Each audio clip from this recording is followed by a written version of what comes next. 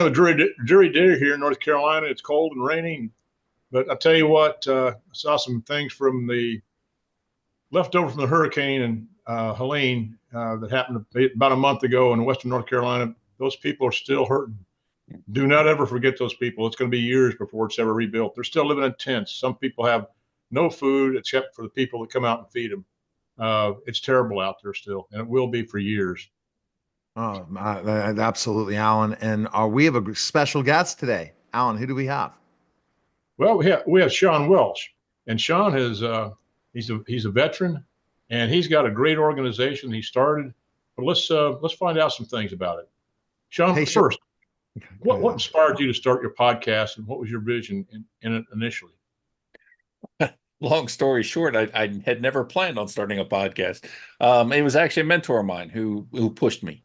I was getting into LinkedIn. I was doing videos on LinkedIn, and he reached out. He's had a podcast for several years, and he said, "You know what? You need to do a podcast." And so we got to talking, and one thing led to another, and so we decided to do it. And once we decided to do it, then we had to settle on a theme, and the military transition space was what I was in at the time, going through my military transition. And so we realized that there were over 40,000 organizations in that space, and nobody tells you about them. So that's what we decided to do. Our whole focus is try to educate on that space, and that's how it all started. And it's been 2.5 years, going on 3 now, and it's been a huge blessing. So, what topics do you focus in your podcast, and why are they important to you? So everything we do has to somehow involve military transition. That's where we've tried to stay, and that's where we plan to stay. So we've talked about things like PTSD and things like that. So we've had psychoanalysts and therapists on to talk about that. But most of the organizations that we talk to are military transition focused, and they help in some way, shape, or form with service members and veterans and spouses in their military transition. But then we've also created 2 additional shows this year, one focusing on education and one focusing on entrepreneurship, because those are 2 big pathways that service members and spouses take when they do the transition. Absolutely. Well, Sean, how was hosting a podcast helping your personal growth or transition from military life? It was huge for me. It was a great blessing because I was hearing the horror stories from people who had gone through the transition before me on the podcast. So I was learning what not to do. And so it made my transition very smooth. And just having that direct mentorship, from people and hearing their real life stories, and, being able to make those changes and adjust and avoid those pitfalls really just created that sense of, hey, I need to find ways to give back and continue to do this, because without this, God knows what would have happened. So it was just amazing to go through it this way. And, I have way more fun than I should on this podcast. And that's why we keep doing it. Great information, and it's just a blast. All right. So, Sean, that absolutely, we all know how a blast podcasting, the things you get to learn and the relationships you build. Have you had any particular memorable or impactful guests or conversations? Well, one of my favorite that I always refer to is Kristen Christie, who is America's Resiliency Trainer. She was a military spouse. Just horrific things that have happened in her life involving suicide. Her husband, if I remember correctly, all 3 of her children have attempted it at one point. And so just all these things that have happened easily could have just, she could have shut down and gone away. Nobody would have known anything about her. Instead, she turned that pain into a wonderful thing, and she travels the world talking to people and trying to help them build resiliency skills. And so that's a huge one. She's the co-founder of the 988 hotline. So it was very emotional to hear her story, but then also very motivating to hear what she's done with that. And so that's been a big one. And one of my favorite ones deals with the final transition, veterans last patrol, and they deal with veterans that are in hospice. And it was such an amazing organization to talk to and listen to. And it turned out to be my #1 episode on Spotify in 2024. And so it was great to hear what they were doing. And especially for those veterans, as they make that final transition. And so, things like that have been absolutely huge. And then, every guest we talk to, we have a lot of fun with, and we learn so much from, and, we can just go on and on about the different organizations. Well, Sean, I never thought I'd have a podcast either. We're both veterans. We both have our own podcast, and it's made a world of difference in my life and my business, because Neil's helped me along with this, but I get information out there that people don't know. And just like you, what you're doing, I think it's absolutely great. But what advice would you give to veterans considering starting their own podcast? The first thing would be find something you're passionate about. Don't just try to podcast a podcast. Find something you're passionate about and that you can talk about, and then just do it. It's not real hard to start. You don't need fancy equipment to start a podcast. As you get going, you may want to buy better equipment, and there's nothing wrong with that. But the process of actually starting one's not that hard. At least in my experience, the harder part is getting all the guest information prior to the show. But for the most part, we've been pretty good with that. But yeah, find something that is sustainable that you can continue to talk about and you really enjoy talking about, and something that you think needs to be talked about. So it's very interesting. I do know the answer to this, Sean, because I've been working with you for so long, but what is your long-term vision for the podcast? So we decided to essentially dissolve the LLC and turn everything into a 501c nonprofit.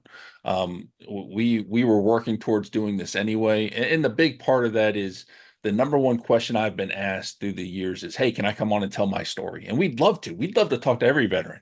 We just don't have the bandwidth or the time, to do that and still do what we're trying to do with talking to these organizations. So we're working on a web-based solution where people can go on there and tell their story, and we can create this database where you can capture every possible demographic and psychographic, and people can sort through these stories and find the ones that they want to listen to that are going to impact their lives. And so that's what we're moving towards ultimately, is having that web-based solution and creating this huge database, but then also continuing to build the brand and different avenues. So we're working on a book series where we sit down with the authors and do deep dives into the books. We've talked about potentially doing some sort of spiritual show, spouse show. So there's all kinds of options out there that we've been talking about. And, as we move forward, even coaching and mentoring, which is huge in our community during transition, trying to have something like that as well. So there's a ton of things on the horizon that we're looking at, but ultimately we want to bring everything under one umbrella and just continue to give back and help as much as we can. Well, Sean, one of the things you said in the question I asked you, you need to have a passion for doing this. And obviously I can see your passion, and I think people can see the passion I have in the podcast I do, because we're getting information out there that people absolutely need. But if you could have any guest on your show, who would it be and why? I think when you look at wish lists type people, I think it'd be great to talk to someone like Tunnels to Towers, who's doing fantastic work. Absolutely. Frank Siller and all the work that he's doing. But the number one wish is Gary Sinise. I would love to talk to Gary Sinise and Lieutenant Dan. The work that he's done with his foundation, giving back to the military and everything he's done with USO shows and everything. I would just love to sit down and talk with him for a few minutes and have him on the show. That would be the number one for me. What about Forrest? Of course, I'd love to talk to Tom Hanks. But when it comes down to the transition space and trying to stay true to what we're doing, I don't think it gets any better than Gary Sinise and the work that he's done over the years. All right, I'm going to keep that on that wish list for both of you guys again because of my celebrity interviews. I think Robert Irvine would be the one that would get you the connection that Gary Sinise worked out with Robert when he came into town one time. He's been on the show. I need to reach out to him again. He's helping Gary in a lot of ways with the military. How do you hope your podcast impacts the veteran community on a wider basis? Tell me. The ultimate goal is just to help people find the resources they need so that they can have a successful transition. You hear horror story after horror story of people going through this transition and just having a horrible time. And so much to the point that sometimes it leads to suicidal ideations or unfortunately suicide. So we want to be able to make that impact and show them that, one, through these stories we're going to capture online, that others have gone through what you're going through and they've been successful. And here are a bunch of resources you can use to help you get past that. And so really it's all about education for us and trying to show people that there are people who have gone through exactly the same thing you have. Because that's the number one thing we hear. I thought I was alone. You're not alone. every one of us has struggled with something.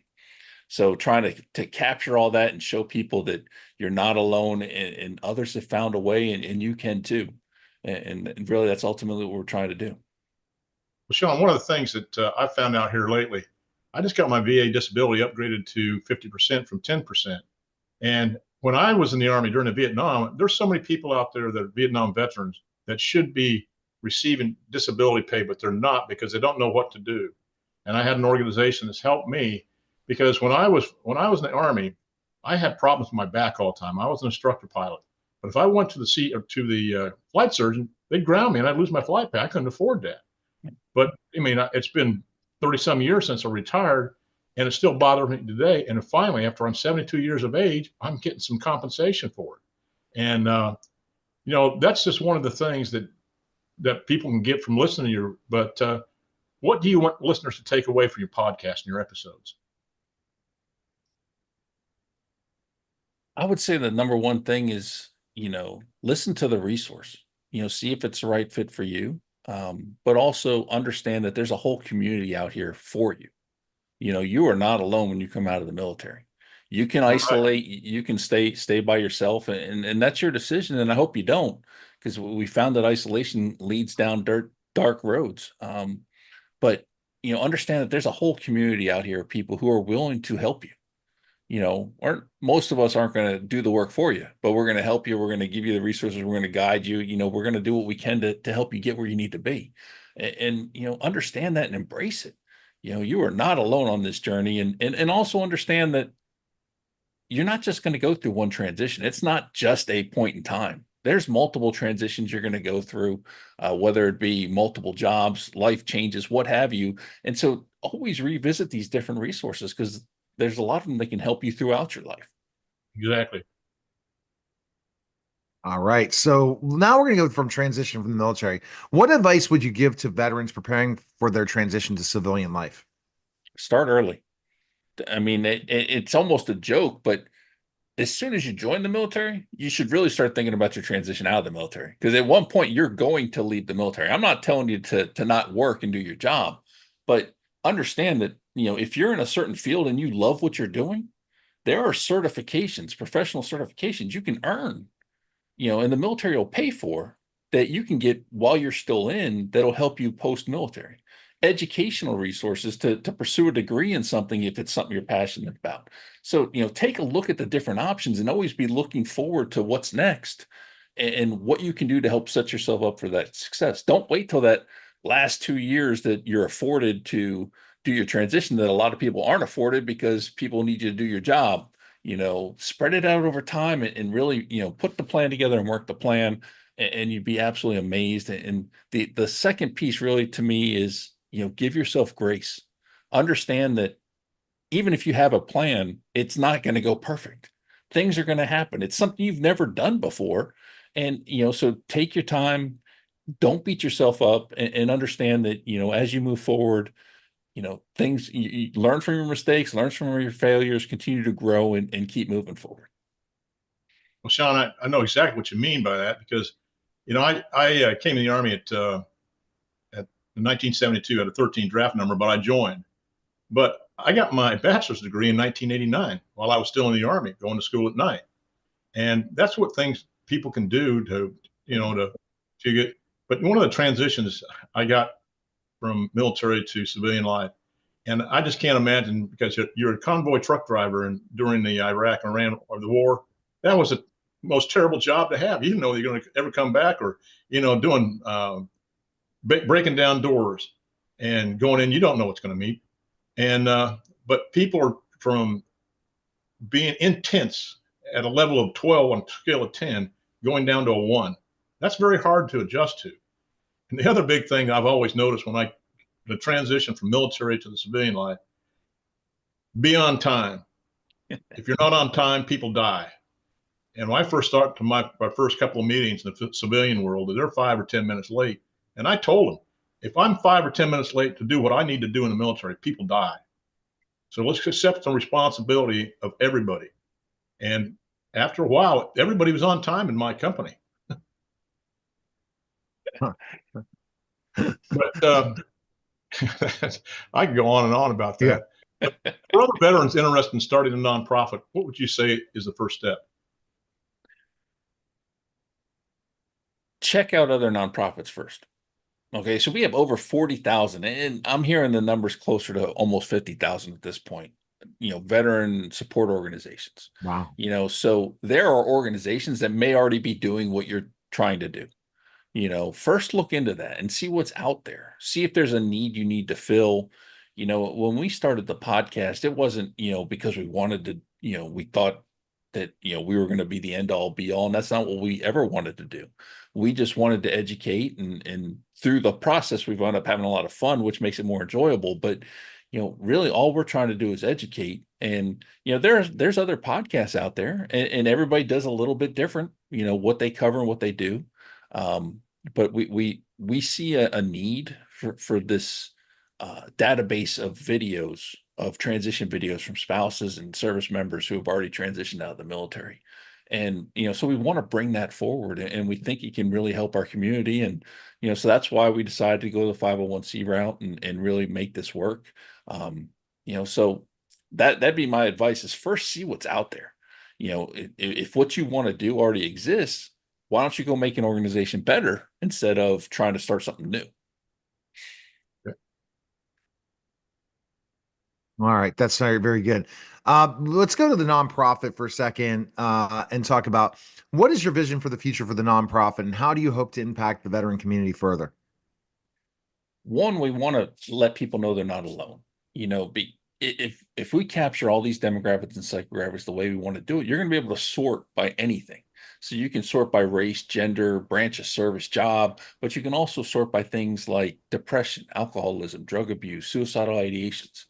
And just think of the impact of that. There could be somebody literally in the last minutes of holding on that happens to click on a video that changes their life.